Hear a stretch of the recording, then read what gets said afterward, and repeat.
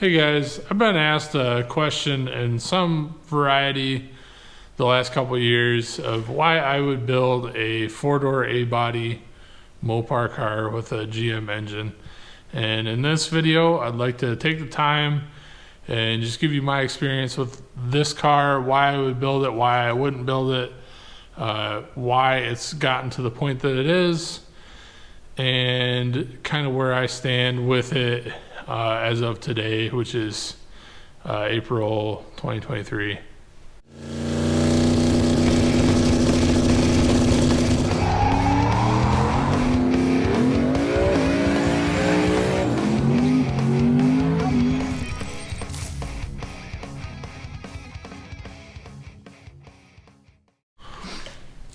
So if you guys have watched the channel for a while, you know that this car started out as a four-door factory slant six Valiant. Essentially, it's a 72 Valiant. The grill that is in the car is a 68, and this was originally a California car. I'm bringing it back here to where the only little bit of rust was just in the quarters down here.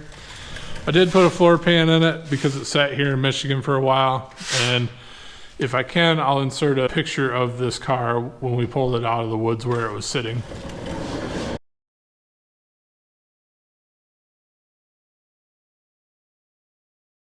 Back in that day, when I bought the car, I originally bought this car for $350. It was complete, it had the slant six, 904 transmission, and like the whole thing didn't run at the time, but I eventually did get it running, but I could never get it to run correctly. So I guess I'll just tell you this is kind of a story time. We're going to go back and tell you how the car was built originally, and then why I've continued to build this car. So originally when I got it home, the thing didn't run, didn't have a battery and stuff in it. Put a battery in it, fixed the points and stuff in it, got it to spark. And it would run if you sprayed ether or put gas in the carb, but it wouldn't consistently run. And these cars originally had, or this car originally had, a Holley one barrel on it with a carb float that was made out of composite called nitrofill. And when you have those set for a long time, they take on weight, or essentially the float will but basically suck some of the gas inside of it so that it will sink the float all the time, so it'll flood all the time. And kind of looked around a little bit for parts and stuff, and nobody really had any.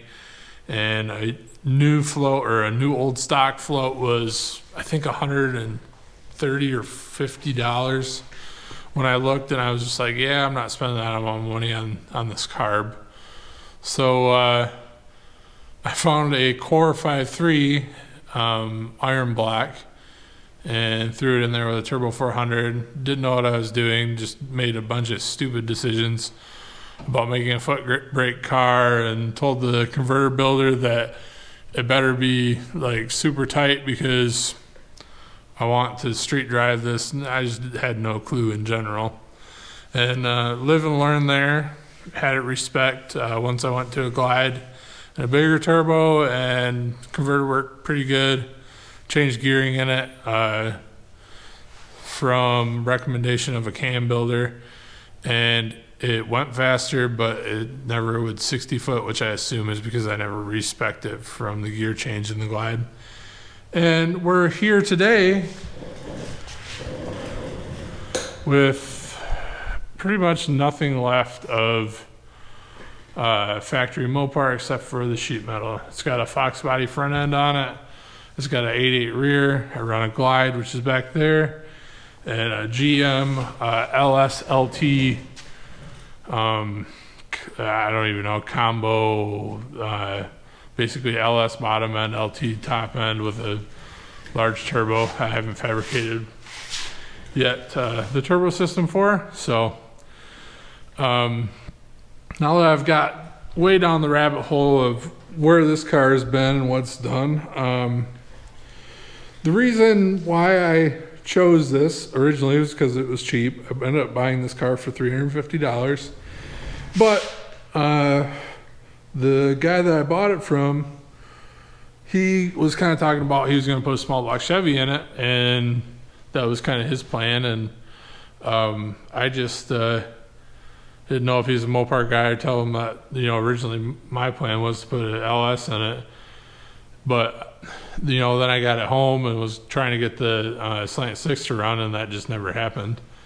And he kind of, I said something to him about it, and he's like, yeah, I've watched some of the stuff you build, and I really believe that you're going to do that. And that was kind of cool, just to have like a stranger have like blind, I don't know, belief in you that you're going to make this car into something. So, in the premise of that, I think he sold me the car for such a good deal because he knew that I would do something with it, and I've tried to do right by him with just never-ending amounts of money and labor into this car. And I do run into Mopar peers that are like, well, it's a parts car, it's a four-door, blah, blah, blah. They don't, half of them, if they looked at it, they wouldn't know what engine's in it anyways. They would just see the turbo and be like, oh, it's cool or whatever, but it's a four-door. But on the opposite end of the spectrum, I street drive this car a lot, and I drive it around town where I live, a couple small towns, and I've had interactions with people that I believe would have nothing to do with cars other than like just a mode of transportation. So a couple times now I've ran into older men and women around probably my parents' age that would tell me stories about their mom and dad having a car like this when they were growing up, and that was their grocery getter, because that's essentially what the Dart and Valiant was. Originally was just kind of an economy car of the era, and a lot of them will say, well, my mom or my dad drove us to school in something like this and this same color, and it just puts a grin on their face and makes them think of the good times when they were very young and had a family interaction in a car that looks kind of like this. And I haven't put like a big wing on it yet, and like I kind of want to, but it still looks somewhat stock other than the parachute. When I put all the body panels back on, I don't ever have the hood on. But so that's kind of cool to get people to think about cars that really don't, they might drive just some economy car to work and back, and they might not think about cars, and then they see something from their childhood and it gets them maybe not interested, but it does, just make them think of good times that they've had prior in life, and that's cool to me. So that's a lot of the reason,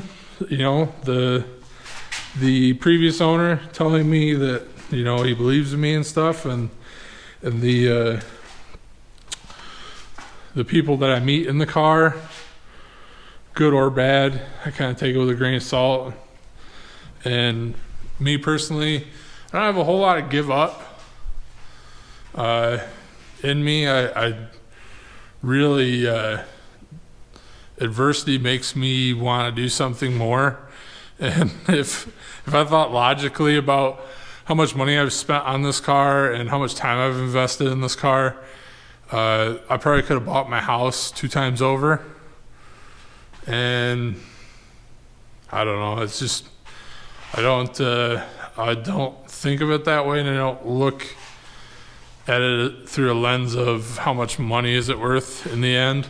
And a lot of people are collector car people, and obviously this doesn't hold the value I've put into it, but I don't ever plan on getting rid of it. And it, it's my car, and it makes me feel good when I drive it, and like I can go anywhere with it, and you'll never see another one that's this modified, I guess.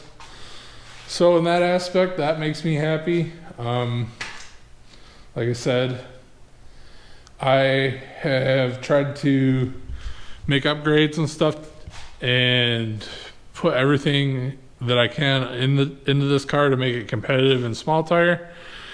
while still maintaining it being streetable, because I've always kind of had a feeling about cars that aren't street worthy or streetable or registerable or drivable on the street. And I never thought that was for me. And, you know, I kind of realized as I get older that I'm trying to band-aid a street car into being a race car. So with this motor setup that I've got going into it, this is going to maintain to be a street car. I think I've told you guys that I have a alcohol Hemi coming.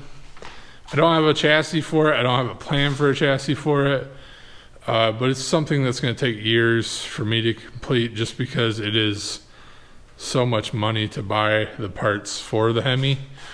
But, you know, I thought about putting the Hemi in this, and then I'm like, you know, it's a 30, I think it was like 3,300 pounds of me in it last year. And I could band-aid this car and make it fast and not streetable, because the Hemi is very much expensive and probably less reliable than a hydraulic roller LS. Probably would want to run it on methanol, which I don't want to do with this car. And it just kind of is what it is. So I'm going to build, you know, a bad piece to go in this.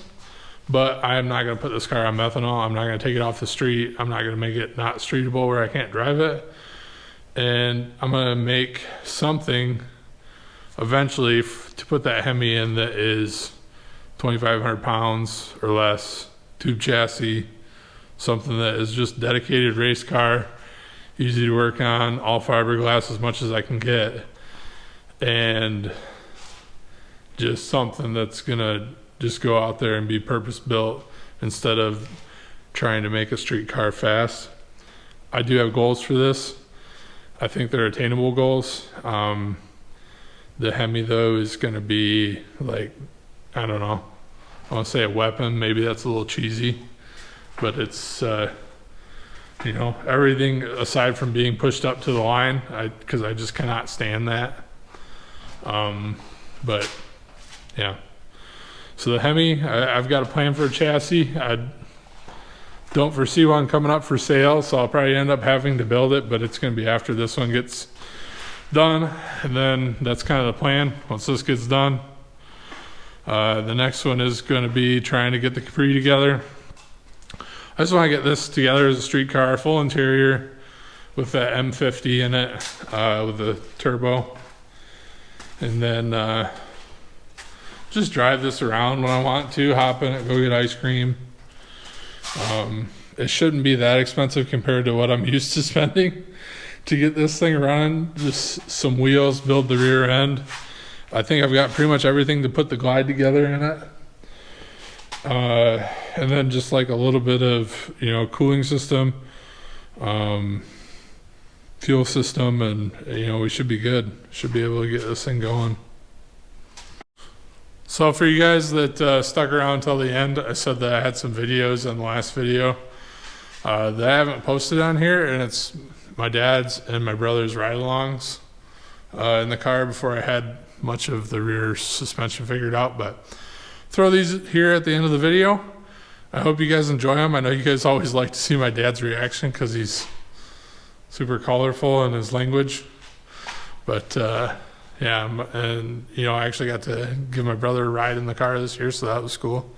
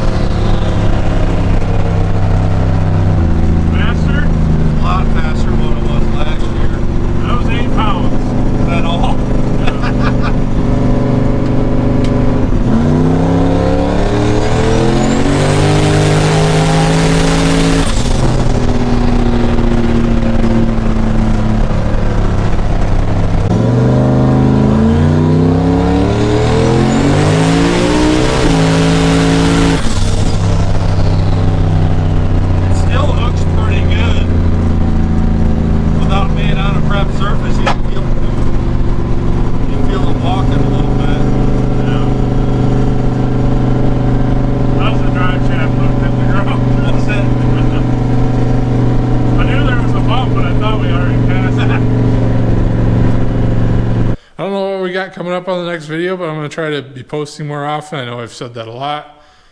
Truly though, 2023, I'm going to focus on it and try to grow the YouTube channel. So if you would, I would greatly appreciate it if you could like, share, subscribe, do all that stuff, tell your friends, all that. And I thank you all for watching to this point in the video. Thank you.